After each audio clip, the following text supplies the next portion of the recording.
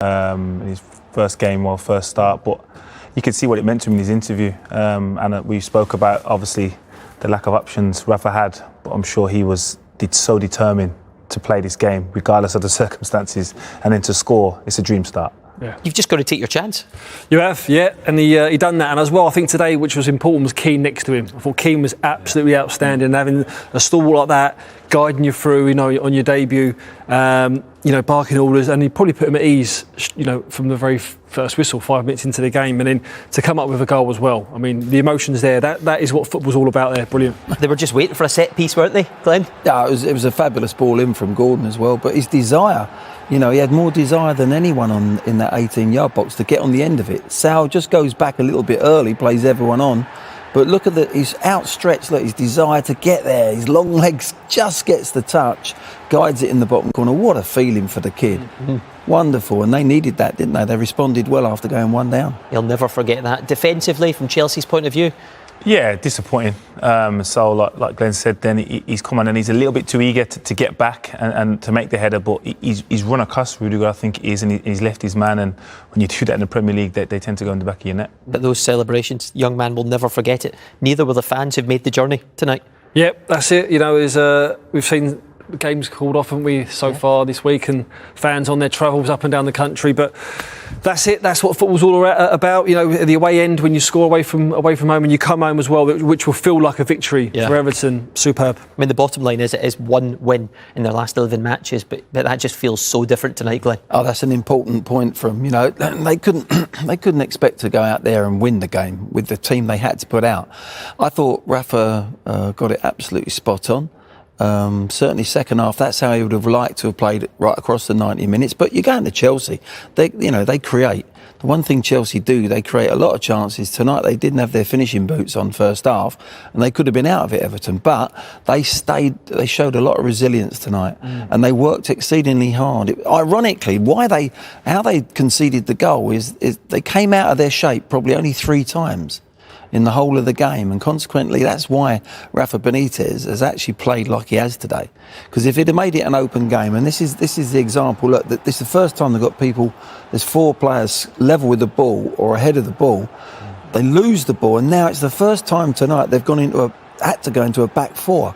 They've been used to having that 5 there all through the game, and this is why Rafa has actually said, no, we're going to play this way. It's a poor goal in the end to let Mount have too much space, but he finishes it with aplomb. But it just shows you that the tactics are so important when you go to a top team like Chelsea, to stay in the game so that you've got something to go for at the back end of the game.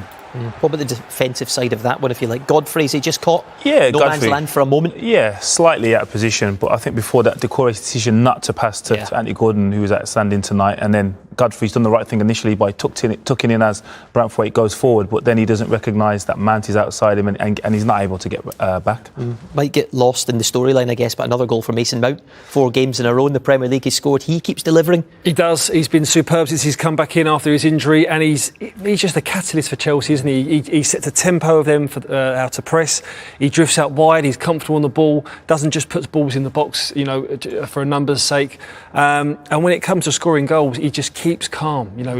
We said last night about the heart rate, just staying cool, staying composed.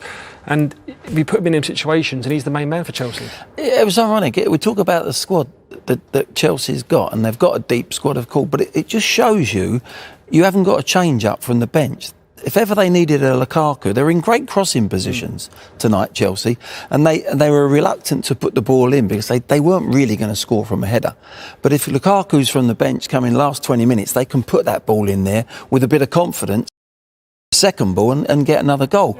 They didn't have that dimension. Even a squad as deep as Chelsea, you need those key players, and that's why Everton, wonderful result for them, wonderful point. Lukaku, of course, missing. He's got COVID. We heard that ahead of the game. Course, yeah. Werner as well. Havertz is ill. We're going to find out how that one plays out. Hudson-Odoi missing as well because of COVID. They had their problems too, but they had more than enough chances to win this game, Jolie. Oh, definitely had a chance to score goals in this game, but the names you just mentioned are in the same position. Yeah. Like, they've still got their full strength defence back there because they haven't had the impact of COVID in the back four, the back five, but when they're all you in the same position, you're going to miss them players because they're all world class. Yeah, they definitely missed them, but the opportunity, and I guess we have to also say the ones that Pickford saved, he was immense.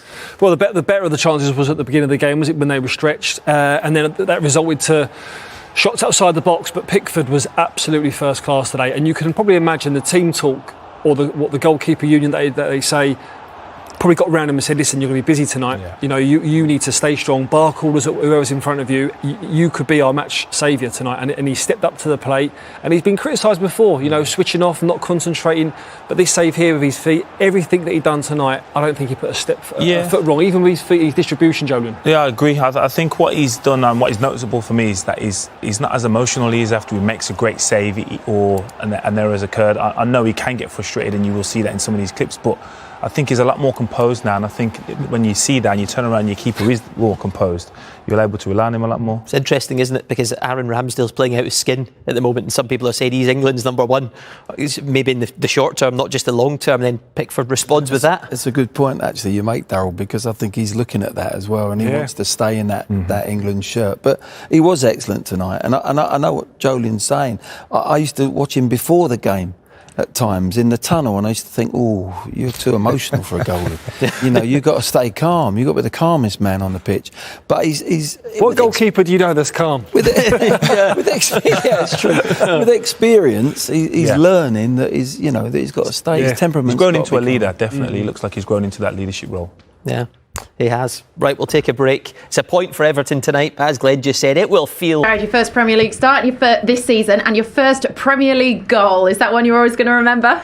Yeah, can't put into words really. I'm buzzing. Playing for this club, like I said when I signed the contract the other day, it means the world. And for them fans there today, travelled on a Thursday night to come and watch us, and we put on a performance for them, so I'm buzzing, yeah. How much did you enjoy that game of football? Yeah, obviously my first Premier League start in a while, and I just wanted to enjoy it really, and obviously getting the result we did, coming away to a top team like they are, just over the moon, and happy for the fans as well. Now talk us through that goal. What was going through your mind when you saw the ball coming over the top? Yeah, well, we worked on it in training yesterday, and I got a few chances around the back, and I said to Anthony before the game, just keep delivering them balls in, and then when it was coming to me I was like, right, I better score here, and then when it been back of the net, it was over the moon. Is that a feeling like you've never had before? Yeah, unbelievable, yeah. Look, your other senior goal came for Carlisle against Morecambe, Football League Trophy, November 2019. Do you ever, or will tonight, make you reflect on how far you've come? Yeah, massively. I mean, like I said before, when I signed the contract the other day, I was speaking to my family, my agent after, and they said, just remember how far you've came from. In the space of 2 years, I was playing League 2 with Carlisle.